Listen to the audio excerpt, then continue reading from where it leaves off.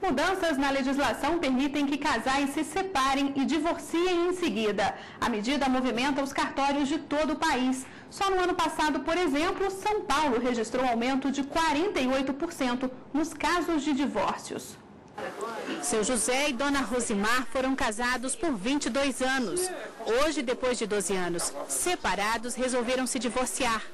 Na época em que o casamento deles acabou, por lei eles tinham que esperar até 2 anos para pedir o divórcio. Mas o comodismo fez com que o casal não buscasse a legalização da separação. Hoje está bem melhor, né? Facilitou bastante a vida do casal, né? Com essa emenda, com essa nova lei, né? Ficou bem mais fácil e melhorou para todo mundo, né? O divórcio e a separação foram instituídos no Brasil por lei em junho de 1977. O casal só podia pedir o divórcio na justiça depois de 3 ou 5 anos após a separação. Com a atual legislação, esse prazo foi reduzido. Antes da mudança na lei, o casal precisava pedir a separação judicial e precisava esperar 1 ano para ter o divórcio ou comprovar que estava separado de fato há pelo menos 2 anos. Com a emenda constitucional 66, esse tempo de espera simplesmente acabou. O número de divórcios em cartórios de São Paulo, por exemplo, cresceu 48,3% só no ano passado.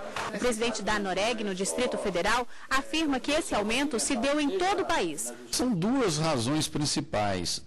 Uma lei de 2007 que permitiu que divórcio seja feito em cartório, diretamente no cartório, não precisando ir à justiça, e a emenda constitucional 66 que retirou alguns requisitos de tempo para se divorciar, ou seja, a pessoa pode divorciar com um tempo mínimo de casamento, com 1 semana, com 1 mês de casamento. E para falar um pouco mais sobre este assunto, nós vamos conversar agora com a advogada especialista em Direito de Família, Eliene Bastos. Boa tarde, bem-vinda ao Jornal da Justiça. Eu que agradeço. A gente pode dizer, então, que o número de divórcios aumentou porque o processo ficou mais fácil? Exatamente. A lei, como falaram na matéria, a lei é uma emenda constitucional que alterou a Constituição. Então, retirou da Constituição a dissolução do casamento através da separação. Então, é possível apenas pelo divórcio. Teve o fim da separação, portanto. Então, ficou muito mais simplificado. As pessoas que não querem se manter casadas, elas se divorciam. O casamento, então, se dissolve pelo divórcio apenas.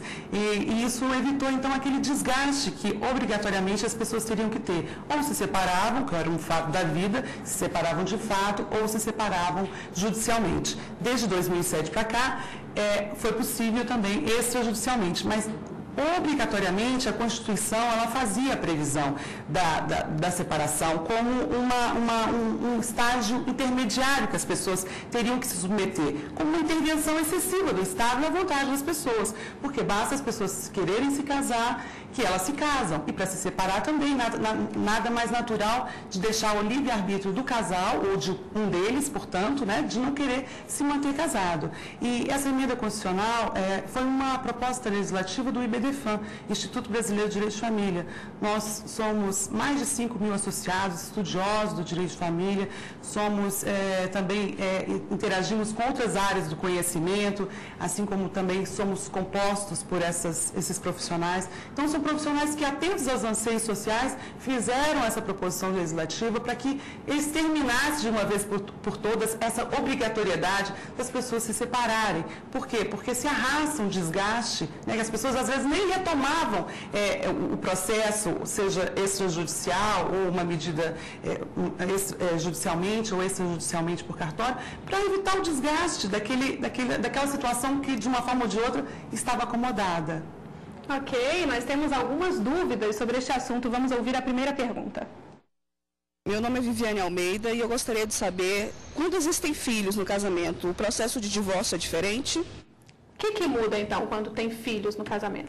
Quando tem filhos no casamento, o casal pode se divorciar, seja através de uma medida, de um requerimento proposto por um advogado no cartório, ou seja, via judicial. Ocorre que quando tem filhos menores ou incapazes, esse procedimento ele vai ter que ser obrigatoriamente por via judicial. Mas é simples porque não tem a separação, é apenas o divórcio. Ok, vamos ouvir mais uma dúvida sobre este assunto. Meu nome é Gustavo. Quais os passos que o casal deve seguir para se divorciar? Como é que deve ser, então, esse procedimento? Mediante um requerimento, as pessoas podem se dirigir a um cartório e requerer o divórcio que, se não houver partilha de bens, alimentos, né, que em função da solidariedade pode haver, ou então mesmo com relação ao sobrenome, que um ou outro pode ter adotado, é muito simples. Em 5 dias se consegue uma certidão averbada do divórcio. E o divórcio ele tem que ser feito na mesma cidade do casamento? Não é preciso. Não há essa exigência, portanto. Os direitos na hora da separação, no caso de uma união estável, são os mesmos? São.